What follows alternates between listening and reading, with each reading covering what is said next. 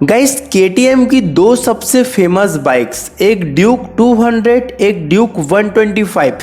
तो दोस्तों Duke 125 BS6 model, Duke 200 BS6 model में अब हम हमेशा कंफ्यूजन में रहते हैं कि हमें ड्यूक 200 खरीदना चाहिए या ड्यूक 125 खरीदना चाहिए।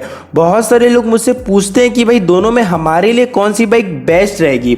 दोस्तों आज की इस वीडियो में मैं ड्यूक 200 वर्सेस ड्यूक 125 का कंपैरिजन करने वाला हूं।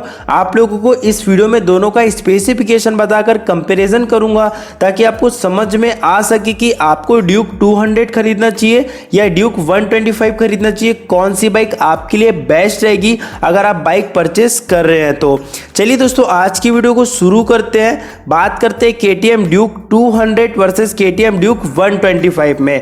दोस्तों अगर चैनल पे नए होंगे तो प्लीज अपने भाई के चैनल को सब्सक्राइब कर लेना और बेल के आइकन को ऑन कर लेना ताकि ऐसे इंटरेस्टिंग वीडियो के नोटिफिकेशन भी आप तक पहुंचते रह सके और आप मेरे वीडियोस अपडेट रह सके। चलिए दोस्तों वीडियो के स्टार्ट करने से सबसे पहले हम बात कर लेते हैं दोनों बाइक के प्राइस के बारे में, क्योंकि सबसे इंपॉर्टेंट यही होता है हमारा बजट। अगर हम किसी भी चीज़ को परचेस करने वाले हैं तो सबसे पहले हम यही सोचते हैं कि हमारा बजट कितना है। तो दोस्तों केटीएम ड्यूक 125 का जो एक्स शोरूम प्राइस है वो 1.42 लाख है। जी हाँ, 1,42,000 रुपए एक्स शोरूम प्राइस है केटीएम ड्यूक 125 का। और केटीएम ड्यूक 200 का जो एक्स शोरूम प्राइस है वो है 1.77 लाख, 1,77,000 रुपए।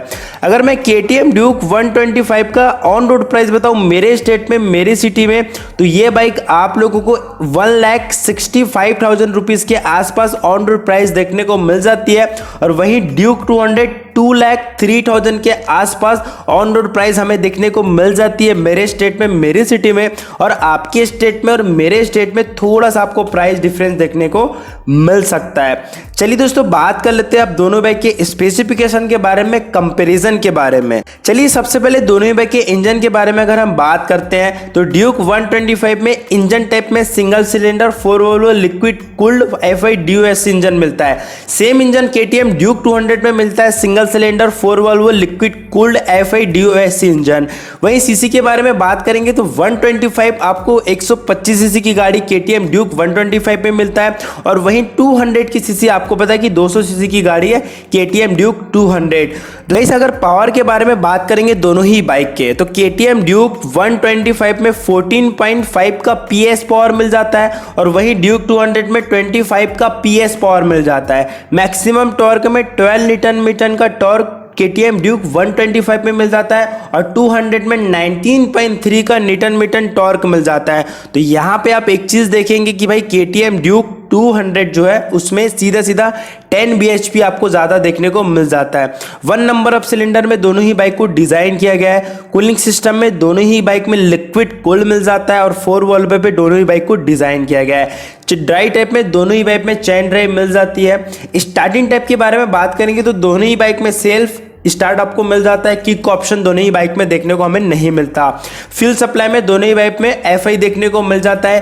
क्लच दोनों ही में वेट मल्टीप्लेस देखने को मिल जाता है और वहीं 6 स्पीड गियर बॉक्स दोनों ही बाइक में हमें देखने को मिल जाता है।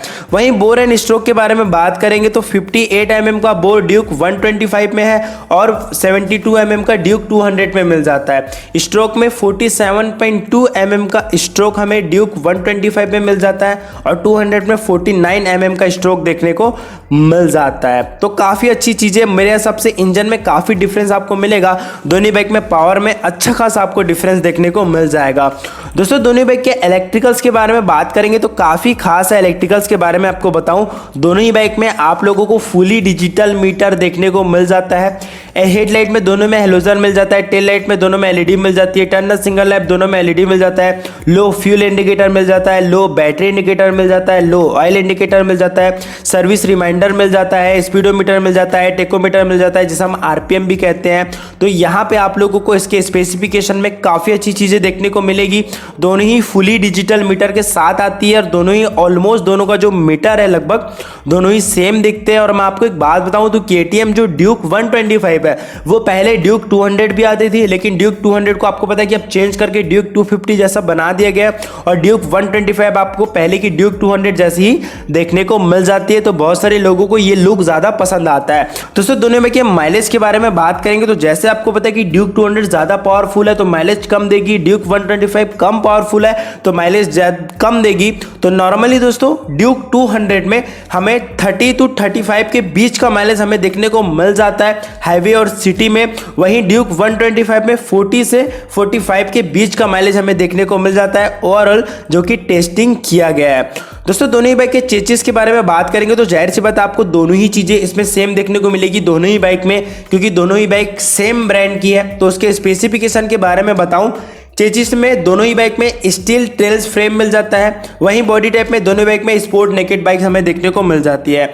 सस्पेंशन के बारे में बात करेंगे, फ्रंट सस्पेंशन में WP UHD मिल जाता है दोनों ही बाइक में, और रियर सस्पेंशन में दोनों ही बाइक में WP मोनोशॉक हमें देखने को मिल जाता है, और ग्राफिक भी काफ़ी अच्छा लगता है दोनों ही बाइक का। दोस्तों दोनों बाइक के डायमेंशन कैपेसिटी के बारे में बात करेंगे तो यहाँ पे आपको थोड़ा थोड़ा डिफरेंस देखने को मिल जाएगा।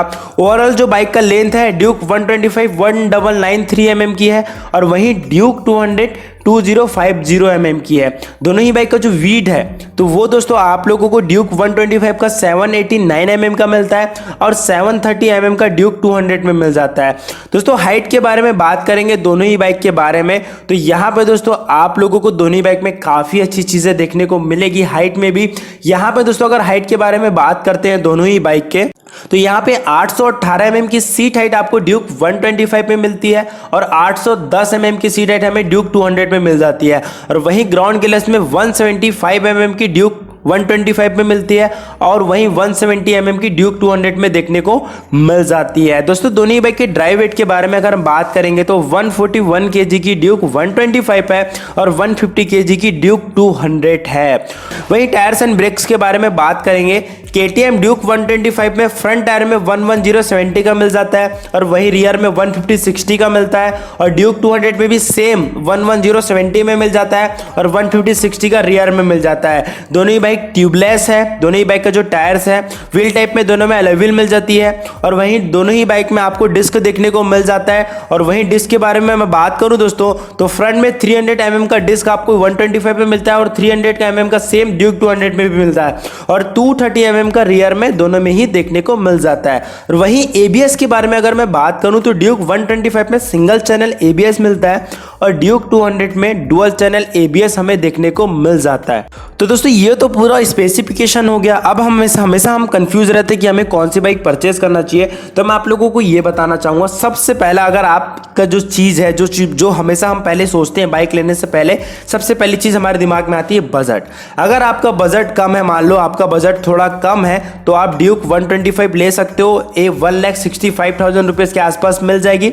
ड्यूक 200 लोगे तो कम से कम 2 लाख रुपीज़ प्लस आपको देना पड़ेगा। पहला आपका हो गया बजट।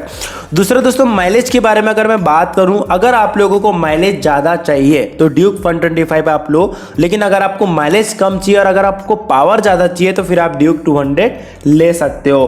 थर्ड, अगर दोस्तों आप लोगों को हाईवे पे ज़्यादा राइड करना है, जी हाईवे पे ज़्यादा राइड करना है, तो मेरे हिसाब से ड्यूक 200 ज़्यादा बेटर है, क्योंकि हाईवे पे हमें पावर की ज़्यादा ज़रूरत पड़ती है। लेकिन नॉर्मली अगर आपको सिटी में राइड करना है और कम राइड करना है तो मेरे हिसाब से उसके लिए ड्यूक 125 ज़्यादा बेटर है।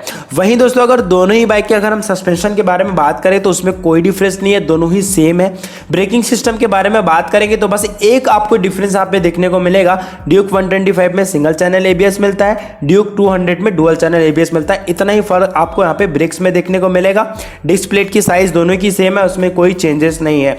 वहीं लुक के बारे में बात करेंगे तो पहले की जो ड्यूक 200 और 125 थी, पहले कोई लुक में चेंजेस नहीं था, लेकिन अभी आपको देख रहे होंगे वीडियो में ड्यूक 200 ड्यूक 250 जैसी हो गई है और ड्यूक 125 पहले ही की तरह आपको सेम देखने को मिल जाती है।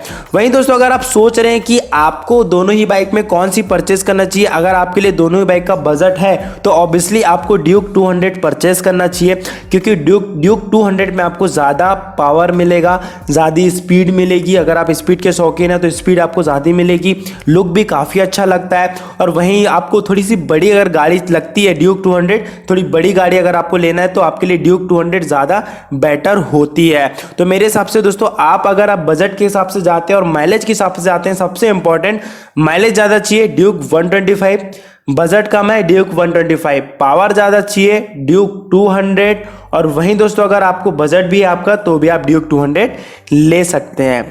तो उम्मीद करते हैं दोस्तों आप लोगों को आज का वीडियो पसंद आया होगा। दोस्तों अगर चैनल पे नए होंगे तो प्लीज़ चैनल को सब्सक्राइब कर लेना और बेल के आइकन को ऑन कर लेना, ताकि ऐसे इंटरेस्टिंग वीडियो के नोटिफिकेशन भी आप तक पहुँचते रह सके और आप मेरे वीडियो से अपडेट रह सके।